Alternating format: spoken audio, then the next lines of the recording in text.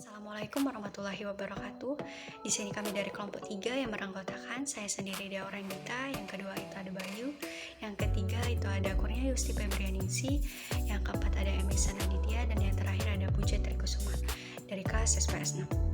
Di sini kami akan memenuhi tugas pada mata kuliah manajemen siswa dengan dosen pengampu Ibu Ria Agustina LCMA dengan tugas yang berjudul Kes Wakafling Sukuk atau CWLS. Baiklah, demi mempersingkat waktu, langsung saja penyampaian materi. Materi yang pertama akan disampaikan oleh saya sendiri, yaitu Dea Renita.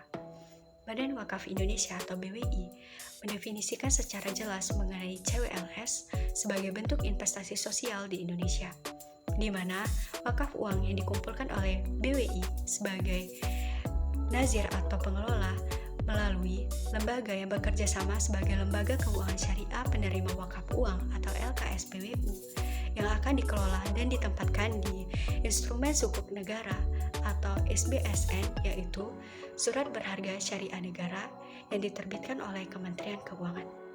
Baiklah, itu saja yang dapat saya sampaikan. Materi selanjutnya akan disampaikan oleh Saudara Bayu. Kepada Bayu, dipersilakan. Assalamualaikum warahmatullahi wabarakatuh. Baik, terima kasih atas penyampaian materi dari Dea. Langsung saja saya akan menambahkan tentang CWLS ini melibatkan beberapa pihak atau juga stakeholder yang terdiri dari 5. Yang pertama adalah Bank Indonesia. Bank Indonesia ini bertugas sebagai pendorong implementasi dari CWLS ini, dan yang kedua adalah Badan Wakaf Indonesia yang bertugas sebagai regulator, sebagai leader, dan juga sebagai nazir untuk mengelola CWLS. Dan yang ketiga adalah Kementerian Keuangan. Kementerian Keuangan ini bertugas sebagai pengelola dana di sektor real, dan yang keempat adalah nazir wakaf produktif yang bertugas sebagai mitra BWI untuk menghimpun dana wakaf, dan yang terakhir adalah lembaga keuangan syariah penerima wakaf uang dan bank operasional BWI. Baiklah, itu saja penyampaian materi dari saya. Saya akhiri. Wassalamualaikum warahmatullahi wabarakatuh. Baiklah, materi selanjutnya yaitu untuk menyukseskan pengembangan CWLS tersebut, Kementerian Keuangan bersama dengan Bank Indonesia, Kementerian Agama, dan Badan Wakaf Indonesia telah menyusun dan menandatangani MOU yang mengatur mengenai aspek-aspek kebijakan dan operasional dalam pengembangannya. Pemerintah akan menerbitkan sukuk negara seri khusus atau SW yang juga dengan fitur khusus antara lain tenor 3 tahun bersifat non-treble, pembayaran imbalan secara diskonto, dan tingkat imbalan tetap yang dibayarkan secara periodik. Baiklah, itu saja. Terima kasih. Baik, materi selanjutnya adalah lalu apa saja yang dilakukan pemerintah mengenai sukuk seri SW tersebut.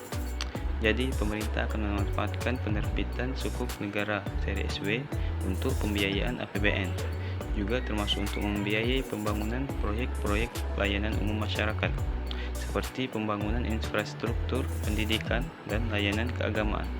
Terima kasih. Materi selanjutnya adalah fakta uniknya sampai dengan saat ini Bank Muamalat dan BNI Syariah atau sekarang yang dikenal menjadi Bank Syariah Indonesia merupakan LKSPWU atau Lembaga Keuangan Syariah Penerima Wakaf Uang yang telah menerapkan skema CWLS di Indonesia.